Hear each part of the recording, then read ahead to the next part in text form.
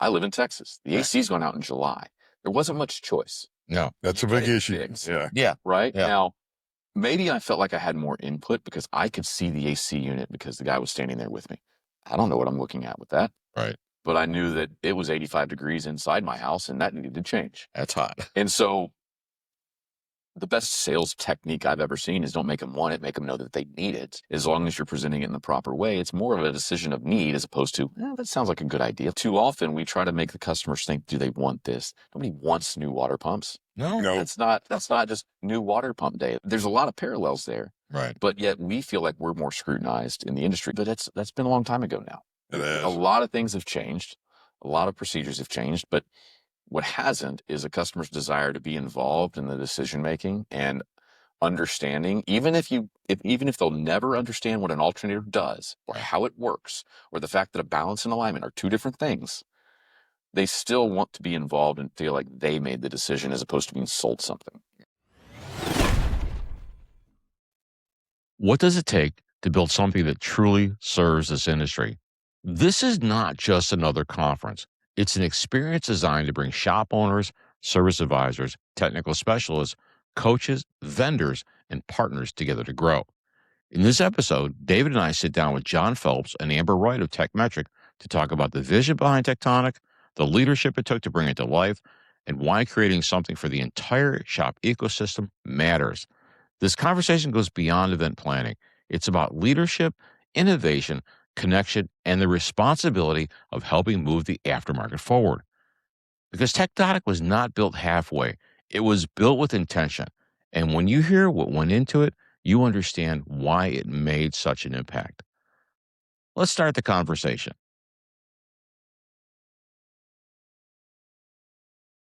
Hi, I'm Vic Tarasik. And I'm David Wofford. This is Driven to Success, and we've got some really special guests with us. I'll call the mind trust behind Tektonic.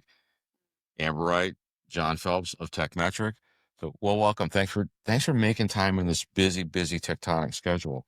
So, tell us the genesis of Tektonic. Well, you kind of let off with the mind trust. I will relinquish that to better people.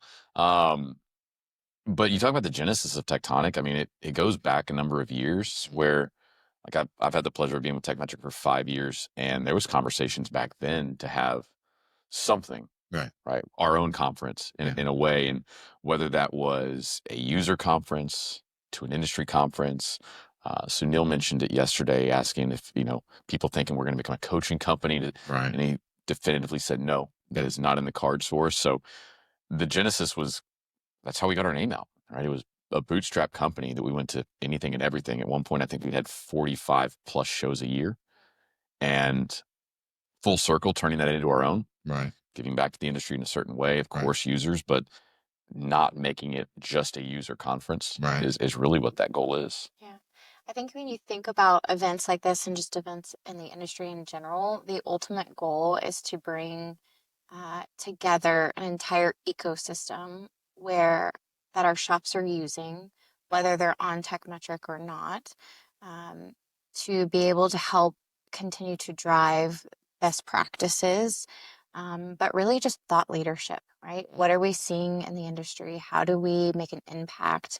Tekmetric in general just has a very unique position because we do have over 15,000 shops. And so we are seeing patterns because of the data to be able to help, some of the conversations move forward of just what we're seeing. But ultimately, like John said, our customers wanted a user conference. This is not a Tekmetric conference. It is meant to be an industry conference where we have vendors, others that are also helping, ultimately, hey, if you're a shop management software, you can be here. If you touch a shop, we want the ecosystem here because that is how we grow together. So really that was the genesis and the thought behind Tektonic. So you're talking about the whole ecosystem, and honestly, as a coach, I'm sitting here looking at you did touch on everybody, and it was really a lot. I'll say it's been a lot of fun. Yeah. I've heard people talking information overload. I've heard pluses and minuses about the length of the session, but some people are like, I got one thing, and it's when we teach a session, I went into it. It's like, as a coach, I use Tekmetric. And one of the things that when I have a Tekmetric shop, what I'm trying to do is get them to utilize Tekmetric to the best of its ability. And so I'm like, what can I bring to that audience? And it was really interesting to hear the comments afterwards. I'm like, what one thing did you take away? They're like, AWRO. I'm like, I didn't know it was there, or the custom financial report. And it was cool from a coach's standpoint to help educate them, because we're the ones that are out there on a day-to-day basis working with them and helping them grow. But it's exciting to help maximize the tool in this environment. So I want to thank you for being here and being a part of this, because it's very beneficial whether they become clients of ours or not. We've touched the industry, like you guys, whether they become clients or not, whether they go from one level to another, you're looking to make a difference in the industry. And as we talked about, I think Sunil said it yesterday, rising tide lifts all boats. It really does. So Yeah. There's a lot that was within. I mean, we encourage those because we have, what is it, 50 something people here, if not Employees? more. Yeah. 95. Oh, yeah. 50 something. 50 some. Yeah. Give or take, plus or minus. 50, right? 95. It was only off by, I don't know, 90%. You're not in the accounting department, right? No. Oh man, I wish you were in the accounting department. By the way, off by 90%, that is He's actually my math accurate. guy. I That's an was accurate saying, number. yeah. We have 95 people here, but what we encouraged everybody to do was sit in on the sessions. Right. Granted, there's the staff side of things, there's the booth side of things, there's the mingling and everything, but I spent the majority of the mornings in that general session, and most of the people that we had speaking weren't from the automotive industry. Right. They might have had a tangential approach to it, but it's leadership, it's mindset, it's business, and there's a lot that you can get out of those sessions. Then there's the breakout sessions that are a lot more diving into. I'm actually curious which ones y'all sat into in the afternoons, that outside of the general sessions, if you've had a chance to. I didn't have a chance to, but I've talked to others who were there. I like asking the attendees, and they're like, it's been good. Like, so there's advisor, technical, owner classes. Yeah, that's the other thing that Sunil mentioned on the stage is this conference, just thinking about like when going behind the scenes of what we wanted to create. There's a lot of events out there that really only touch on one or two personas of the shop, right? And so we recognize that it takes a lot of an investment to shut down your shop and bring the entire shop with you. But ultimately, we want to create and continue to create an environment where that is something that shops are doing and investing, because that's, time is money, and really just kind of slowing down to speed up and giving a place where we can invest in every single person in the shop. Well, that was the awesome visual that I'm going to say blew me away. Walking in and being able to see not a single person from a shop or a husband and wife, but multiple people from that shop. So that is a huge commitment, something that I guess the general public a lot of times don't think about. This is a very small organization. This is a family run business, and to make that commitment, I'm going to say sacrifice and commitment to be able to come. I saw the sea of people, and it was like, this is it. This is great. And then you get to sit down at the tables, and they're talking to their peers. Yeah, right. From not just across town. I'm talking different states, and being able to, wow, I didn't understand that your environment in California is so much. I thought my environment was challenging until they were talking, and there was a group that I talked to from New York, and the challenges that they face running a shop based on, how much regulations are involved and those kinds of things. And then the entire conference is about them. Right. It's about their world. It's about their success points. It's about their pain points. And you know what? You mentioned the sacrifice, and short term. It is short term, and that's why the word it was used of somebody yesterday, probably Sunil. We've given him a lot of the credentials there, but is the investment. Because the way I look at it, there's a very big difference definitionally between an expense and an investment. An expense is gone forever. Right. Wrote the check, never going to see it again. An investment, you get to take something back with you. Right. And to your point, there may be some different operational hurdles that shops have, but hopefully when they get in a room, whether they're in New York or Texas or California or wherever, they realize that they have the same day-to-day things. Their customer base isn't necessarily that different. Yeah, there's the legalities and there's the things they have to do, and I didn't get this signature, and there's whatever, but they still deal with the same type of people. Yeah. And we're still in the same industry, and how small this industry is, even though it's a couple 100,000 shops strong. Right. When you come into these rooms, and I get to go to a number of these conferences and see some of the same people, whether it be shop owners, obviously sponsors and vendors. And those that continue to go to these shows, they're at least looking to improve, looking for that growth. And they're the ones that are going to put more back into the industry because it's given them so much too. Right. Yeah. Yeah. Investment in their time. In fact, one of my clients was here, and he said, I'm going to make the time to come. He said to me, left, he goes, this is exactly what I needed to be energized. Yeah. And I visit with him on a regular basis, but he received so much more here. And it gave him a little bit of a spark, which was really thrilling. Yeah. I think a lot of shop owners, the business that they were running and the way that they are running it no longer serves them.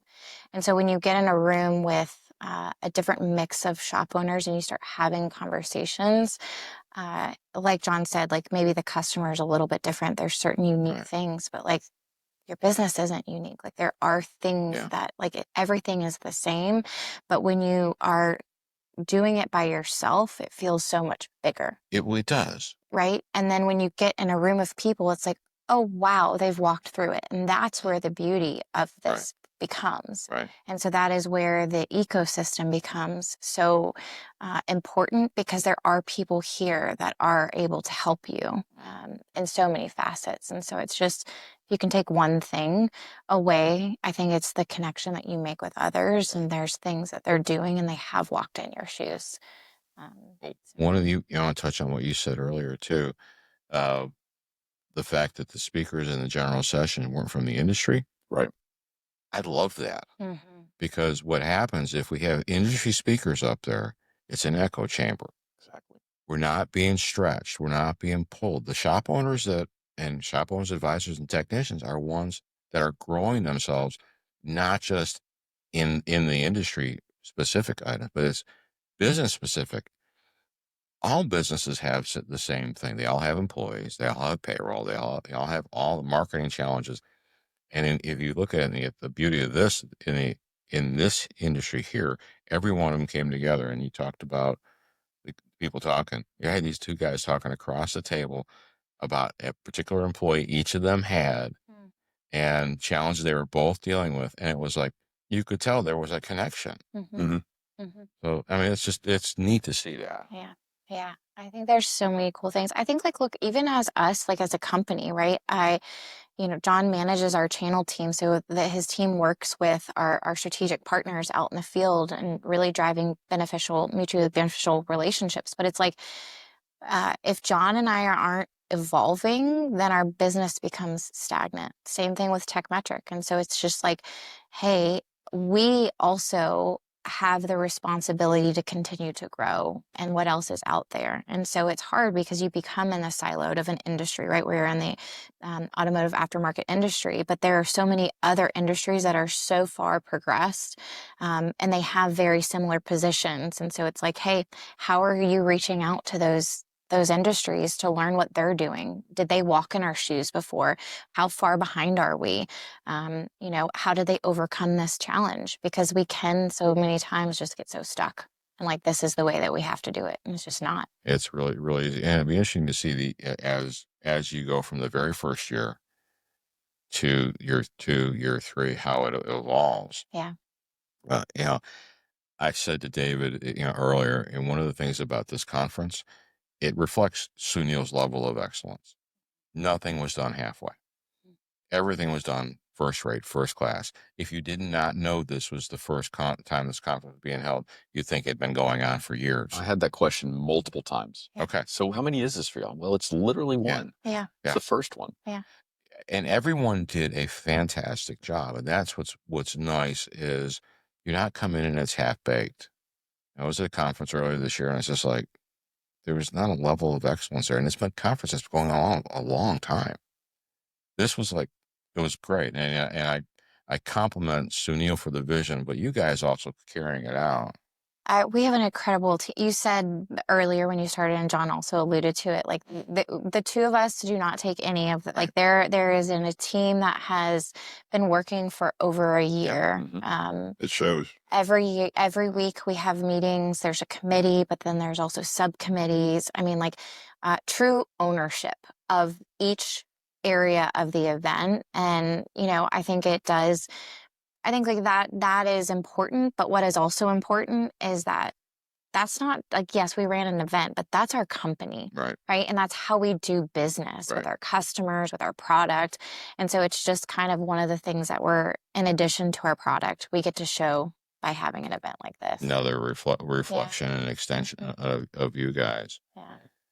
Definitely shows. And I mean, that 50-some people sure did seem more like 90, Yeah, we had some plants in there. We threw some shirts on random people, got to that 95 number. I don't know, cardboard cut out somewhere. I don't know. It's not completely false. Yeah. But, you mentioned that, right? Whether it's 50 or 95.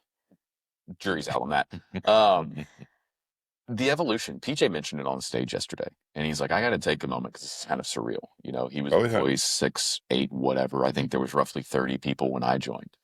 And the multiple of growth that we've seen, whether that be employee count, which is now 10x, right? We're well over 300. The rooftop count, I think it was around 12 to 1,500 when I started, and now it's at 15,000. All of that growth, and then to have it, it's not that it's coming full circle, and it's not any kind of finality to it, but it is pretty cool to see. Just honestly, on a much smaller scale, we have company kickoffs.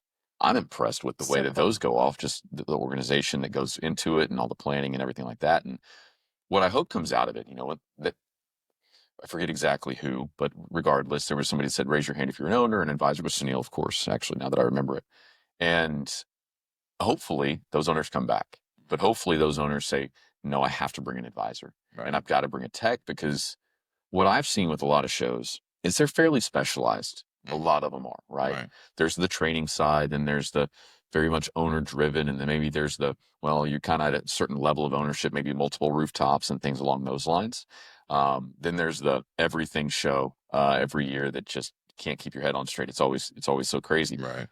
That really for the shop and everybody in the shop, whether they're working on the accounting on the books, whether they're turning the wrench, all the way to just opening up the doors. And if you're the owner operator, having something for everybody, and the breakout sessions are just a small part of that, that hopefully it's unique in that way, right? That's a thing that they can say, well, no, if we're going to go to one show this year, yeah, that'd be great. We don't want them to limit themselves, but if they can go to one show, we'd love it to be Tektonic. And whether they're users or not, we don't limit that. In fact, it helps us if you're not, and you come on and learn a little bit more. But at least that way, you've learned a little bit more about the industry and those around you. They dip their toe in the water, and you probably have measured this metric, but a lot of the folks that are here have never attended an automotive conference before. Yeah, this is their first experience. Yeah, I would say more than not probably have been. Yeah, just something. Yeah, I would say more than not. I think too, when you think about it like a first time event, people are also just unsure of what's going to happen. And so for this round, I think that is why I'm saying more than not have been to an event, because they do understand like what's being put on. And so our hope is that now that we've had this, that pendulum kind of goes the opposite way. I mean, of course, we want it all. Obviously, we're moving our space to next year to a bigger space. And so there was definitely a level of testing those waters. We had a couple of dozen people register within the last 3 days. Oh, no, like literally the first day we started. Perfect. Yeah, we had people register. We're going to see if this is actually FOMO. Yeah, there's a little FOMO. So, yeah, we would love to have you guys next year. But I do want to say, this event would not be possible without our sponsors, without everybody who came, our media partners. We can't do it without you guys. So it's been we all appreciate it. We've been on the other side of the fence doing the same thing, and it takes, there's not singularity into this. It takes an army, and I wanted to touch on that singularity because there's a piece that you did. I'm watching the crowd and the aha moments, and it's again because of the success and the numbers you're able to pull from 15,000 So the session right before lunch today, Oh, yeah. where you had the information, you had the numbers, and hey, hit the QR code and give us your input, and it's instantly on the screen. You're looking, and everybody's kind of watching the numbers, and they're looking next to each other, and you're seeing either one or two things. You're either seeing, oh, well, I answered. I can see it in your eyes. I answered. I'm in the majority of it. Yeah. So I guess I'm heading the right direction. There's a gentleman sitting next to me, and one of his numbers, you could tell he was staring at the bottom, and it's not, he's at the bottom, and there was another aha moment. So I saw a lot of engagement there where they were like, wow, that helps me, quantify where I'm at. Yeah. And where all my other peers are, because being in an independent repair center, you feel like you're on an island. It's exactly where my brain went when you were saying that, is it allows people to know that they're not alone. Yeah. They're not special either, right? In that sense. Mm-hmm. But it also, that aha moment that that's the least of my worries. That's not the one thing I want to do, whether it's DVIs with pictures or whatever step, it's just too hard. My customers don't want it. And then you realize that, oh, I am lagging behind. And I think the metric was, if a DVI is used north of 75% of the time, the average ticket is 28% higher. Yeah. ARO. And when you're talking about, the Tekmetric customer base ARO is $612.98, give or take. And then talk about 28% of that, you're talking about a couple $100. You're not talking about 15. Right. Mm-hmm. It's pretty impactful. Yeah, and then we know when you add more pictures, at least 10, I think it's at least 10 pictures, that obviously helps raise and increase the average RO as well. Right. So there's just so many things. And as a company, when anybody comes on, we're very focused on first results. And so how do we help a shop either, increase their revenue or car count, or help them focus on their customer experience? Those are things that we are focused on to get them to the first result in the product. Then there's certain things that we do to help them get there based on what are the best shops doing. And so it's really a focal point for us. There was an aha moment for me, and I've been in the parts side of the business all my life. Sure, I'm out in the shops, and I'm one of the blessed ones that I'm able to still get out in the shops all over the country.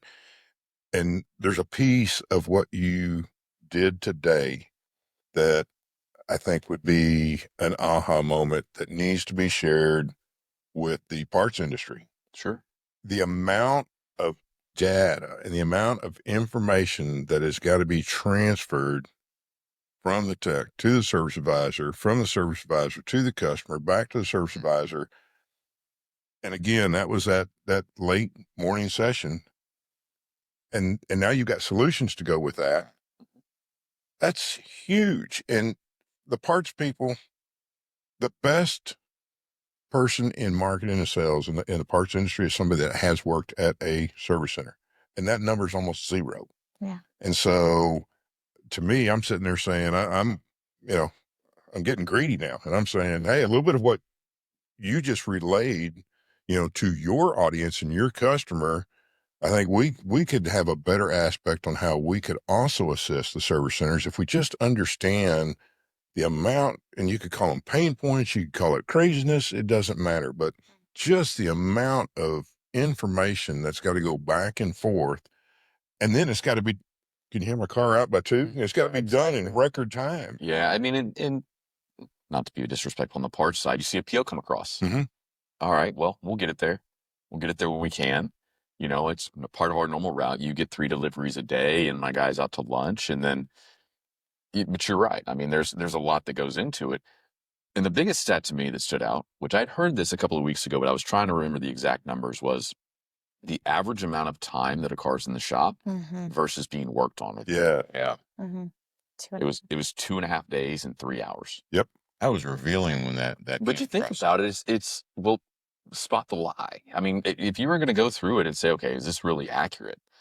Well, the car's parked there. How long till it gets in? I can see where this is going already. It's darn parts people. No. But to your point, there's a lot more ping-ponging back and forth before it gets to the parts person. Yeah. Because truth be told, probably have, if you have the part in stock, it may be there in 30 minutes, an hour, 2 hours, whatever. It's the lead up to it. It's the phone tag back and forth to the customer. Mm-hmm. It's getting to the point to even try to call the customer. You talk about the texting side of things. The ordering part should be the most seamless, right? Place the order, it's there, assuming it's available, and then, well, by that time they got 2 more cars in front of it. Sure. Right. And that's a big enough job, and it's 3:30, and I don't really want to stay till 6, as we close at 5. So they want to get out the door, and then that goes to the next morning. But then there's a first hour fire, and then the time adds up, and it's just a cyclical thing that happens over and over and over again. Not the parts side. I've bashed on enough part people in my day. I'll go ahead and leave I was this. going to say, we never blame the parts business. Yeah. Uh-huh. Any. You did a nice job. Dancing around a little bit, yeah.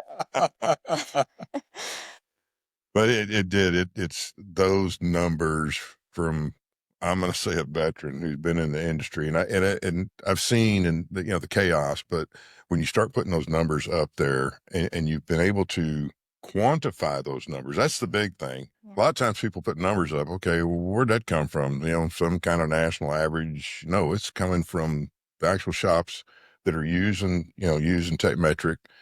And when you have a number as large as the 15,000, to me, it really hit home. It's like, wait a minute, this is getting down to a science. And that's exactly where y'all are going with all these components. Yeah. Sending 10 to 15 people next year is what he said. Perfect. Yeah. Perfect.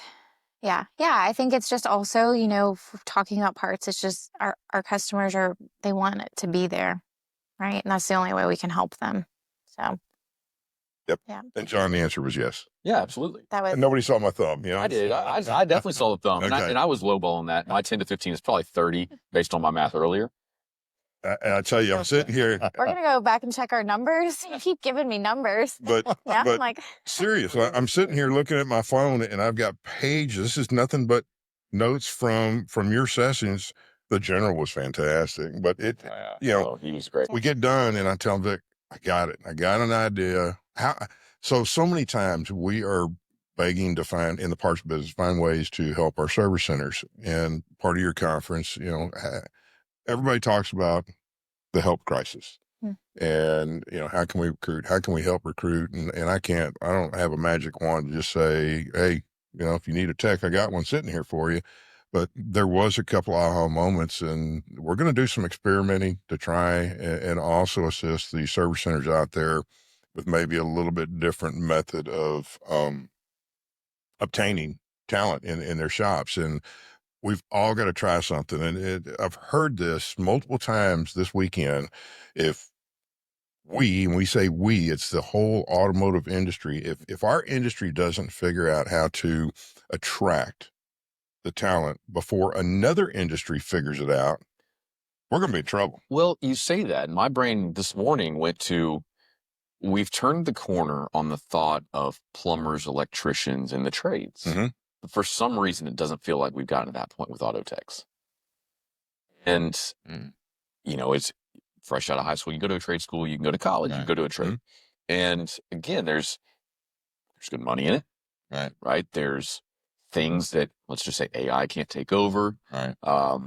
Things along those lines, that there's sustainability, long careers, and a lot of growth that can be within that path.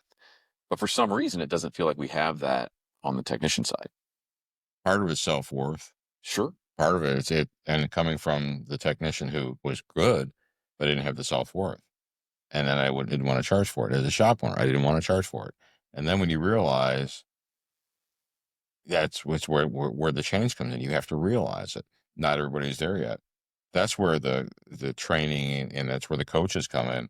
Working with a shop owner, a lot of times it's you're not charging for something that took you 5 minutes.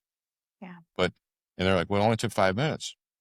But the technician that did it took him 30 years to get there. So we're charging for knowledge. Yeah. That's really what it comes down to. We're charging for knowledge. The industry is moving that way. What's happening is, I'll say, the more seasoned individuals are leaving their shops. In turn, that is the baby boomer generation. The baby boomer generation, when it comes to valuing their own personal time by hour, value it the least. The Gen Xers value it the most. There was a study done on that, and it's a fascinating study. That's part of it too. They also have to realize, and what is it they're doing and what problem they're solving. And, Mike Malkowitz tied into, how are they transforming the customers' lives? Yeah. They're getting them to be able to take their kids to soccer class or go to, out to a recital or go on vacation. That's valuable. That was, again, I think it was in Sunil's piece yesterday. It said it's not a badge of honor that you worked 80 hours this week. And, I like to have a little sarcasm in a lot of things that I say with, shop owners, like, well, we're just too busy. Are you busy or inefficient? Yeah. And that's why, part of our first results, and that's not to be too harsh on them, but there's a lot of times that people say, I'm just running around putting out fires all day. Well, find the person with the match. Yeah. Let's stop putting out fires. Let's not let them happen. Love it. And it may not be a person. It may be a process. It may be some step within your day. Right. But regardless, you play fireman. Right. Instead of park ranger. Right. Like, let's not let it get to that point. Right. And that's why one of our first results is that efficiency. And granted, they may, you talk to shop owners or anybody for that matter, they say, I just want to make more money. Well, great. But it may actually be the efficiency that you really need first in order to make the money. Maybe you're extremely efficient, but you just don't have, and you're making plenty of money, you just don't have the cars. Well, that's a whole different result, right? That's something else that we're after. Yeah. But when it comes to the efficiency side, there's no one right way to do it. No. And that's why, whether it be Tekmetric or anything else, there's not really two shops that run the same, even if they're owned by the same person. There's logistical and figurative footsteps that are different within that shop. Right. And they've got to customize it to themselves, and they've got to find their own barriers. They've got to find their own hurdles and blockers and things along those lines that they've got to get past. Hopefully, we can provide a resource in a software platform that allows them to do that a little bit easier, but also with things that they didn't realize they needed. Right. Some of those products that you talked about in the session this morning, I hadn't seen it yet. Again, I'd heard, okay, we're working on this, and I can envision, but actually being able to see the flow of what that would look like. Right. Yeah, you can start to see some time saved, and your mind starts to wonder on all sorts of more things that can be added on. What does that lead us into? Right. And then now it's not just about your current process. It's a future processes that you haven't even developed yet because you didn't have this resource to begin with. Well, in that last session before launch, as a coach, I was extremely excited. The AI help was good. What really excites me is the going after the deferred work. Yeah. Because that's one of the things that I have been pushing my clients. Like, you really got to go after deferred work. But then the question comes is, what do we have? It's like, and part of this is manual or engaging, the marketing tool or the service reminders. But man, to be able to create a maintenance plan for them to walk out the door and to be able to monitor it. Now, I realized it was just kind of a teaser and a pre-release, and there's not a lot of details, but just what I saw, it was exciting. So if somebody didn't come to Tektonic, they wouldn't have heard about it. That's true. That's true. There's a few things, and obviously this was a sneak peek, an early preview to your point, right? Yeah. Said coming soon. We'll put soon in air quotes because we're not saying it's years in the future, but it's definitely not a 2-week kind of thing. I took it a step even earlier than that. You said deferred work. Well, how about making sure that it gets on the estimate in the first place? I think presentation is one of the bigger blind spots that we probably have, in that it's too subjective. Right. Not every, I don't want to show you that. He's in a hurry. I'm going to talk. We'll leave that one off on the side, maybe make a note of that. And if you can take that step out of it and it's already on the estimate, well, the worst they could tell you is no. Right. Quite frankly, the worst you can do is never tell them about it, and then it becomes a problem in the future, which I've certainly seen both sides of that coin. Yeah. And it's funny, they get more mad at you for not telling them. Right. Nobody wants to be sold something, but if you didn't tell them about it and they find out down the road, well, why didn't you tell me that? So it's a liability more than anything, but also it's profitability. And that was a big topic of the coaches panel, was the profitability side of things. Yeah. Talk about the productivity side of things. That's a big area of immediate opportunity. And, well, you can't sell it if you don't show it. No. If you don't, if you make the decision for the customer, you don't have that right. No. And in fact, that was in my class yesterday. I asked him, I said, and I get really pointed with my clients. I'm like, what gives you the right to make the decision for the customer? Let them merely report it. Let them make the decision. And we don't have that right. I think part of the challenge is we're in an industry that has a bad rep. Sure. We don't want to be considered taking advantage of it. But if we report, we let them make the decision. That's really what it comes down to. We give them the option to choose what's best for them. Yeah, one of the things I say always, well, once I was taught it, I started to believe it pretty heavily, though, is that people can't say yes unless they see the information and the benefits. Right. Right. It all equals value. Right. It's a heavily scrutinized industry, to your point, because, well, there's a lot of YouTube out there and that tells you that this was on the dealership side of my career, but one of my last weeks in the dealership, I had somebody call me up and said, "You charge me this much for 3 bolts." Right. I said, "Absolutely. But here's why. Yes, this is 3 bolts, but it's evacuating the system. It's testing, it's pressure testing, it's making sure you bleed it back out, it's test drives. Because if none of that happens, you're going to come back to me next week even more mad." Right. So yes, there are 3 bolts there. However, and it's because they didn't have at that point in time, there wasn't necessarily the DVIs, and the pictures and videos were all done manually via email, maybe some text messages. And if a customer doesn't feel involved in that process, then they obviously don't feel like they've given their input. But you take that on the flip side, and let's say you need something with your house. AC goes out. Right. I live in Texas. The AC's gone out in July. There wasn't much choice. No. That's a You get big it issue. fixed. Yeah. Yeah. Right? Yeah. Now, maybe I felt like I had more input because I could see the AC unit because the guy was standing there with me. I don't know what I'm looking at with that. Right. But I knew that it was 85 degrees inside my house and that needed to change. That's hot. And so the best sales technique I've ever seen is don't make them want it, make them know that they need it. Right. As long as you're presenting it in the proper way, it's more of a decision of need as opposed to, that sounds like a good idea. Let's do that. Right. It's not about that. And too often we try to make the customers think, do they want this? Nobody wants new water pumps. No. That's not just new water pump day. That sounds fun. Right. So providing them that information, getting them involved in the process, just like you would if you had a leaky roof and somebody, see, I got a leak. Oh, yeah, definitely have that. There's a lot of parallels there. Right. But yet we feel like we're more scrutinized in the industry because we are, but some of it was justified, but that's been a long time ago now. It is. A lot of things have changed. A lot of procedures have changed, but what hasn't is a customer's desire to be involved in the decision making and understanding, even if they'll never understand what an alternator does or how it works, or the fact that a balance and alignment are 2 different things, they still want to be involved and feel like they made the decision as opposed to being sold something. Right. Yeah. Well, that comes out. Yeah. Let them make the decision. Where we're at, and what Tekmetric and what the whole industry is now doing is providing ways to make it more of a simplistic process to explain it to customers. Yeah, I mentioned, and one of the things I talk about when we're talking about DVIs, versus the original old school. What was the old school way? It was a white piece of paper. It said water. Press hard 3 copies. Huh? Press hard 3 copies. Oh yeah. Well, I'm not gonna date myself that far back. Come on. Whew, that was a tough one there. But was it with carbon paper or without? Yeah. I mean, you got red, your pink, your yellow, your white. Exactly. You got to have the greasy thumbprint on the first copy just for good measure. But, we used to have that water pump, and then from the shop, then there was a whole bunch of words.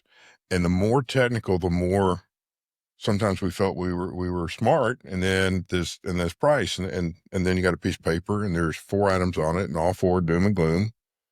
Whereas the DVI is gonna also show you, hey, your car's actually in great shape. Right. Mm-hmm. We do have some concerns here, and I love the green, yellow, red because everybody understands that, except at a traffic light. But with that being said, it's educating the customers in a more simplistic manner. You're right; they get to make put them part of the decision making process, and well, to me, yes, we're a software for auto shops, right? Mm-hmm. That makes us a B2B SaaS company, right? Right. I, personally, especially with my role within the company, I'm in the car business. I always have been. Right. I still am. The partners that I deal with are in the automotive industry, right? And I like to think that we're more B2C, right? Because the people that we're dealing with are the individuals whose name is on the building, right? And they're the users, right?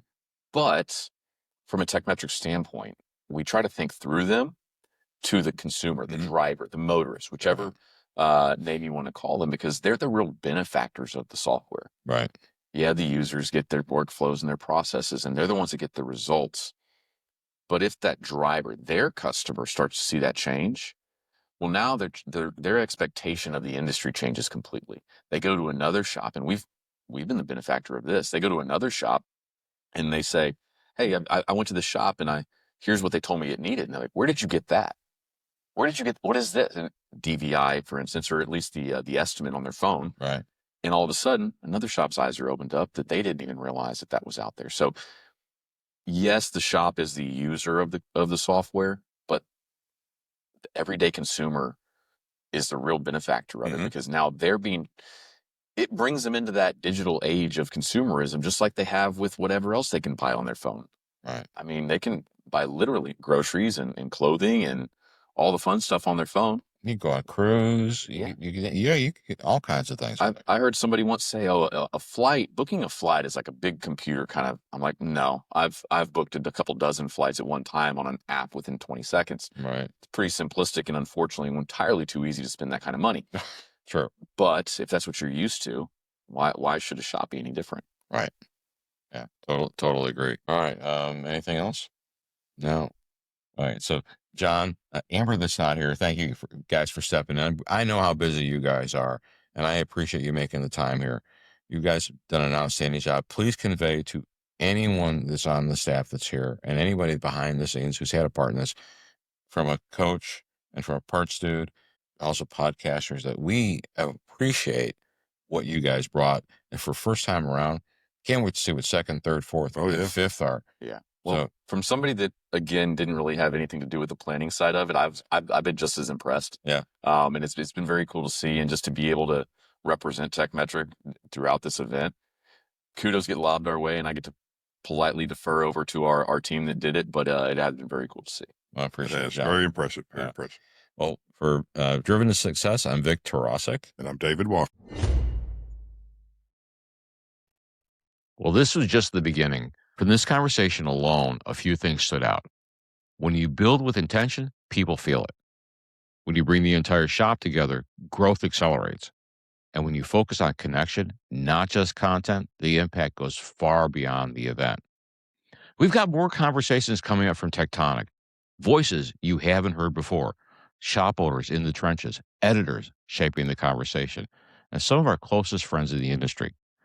Different perspectives, real stories, practical takeaways you can use right away. Make sure you're following Driven to Success so you don't miss what's next.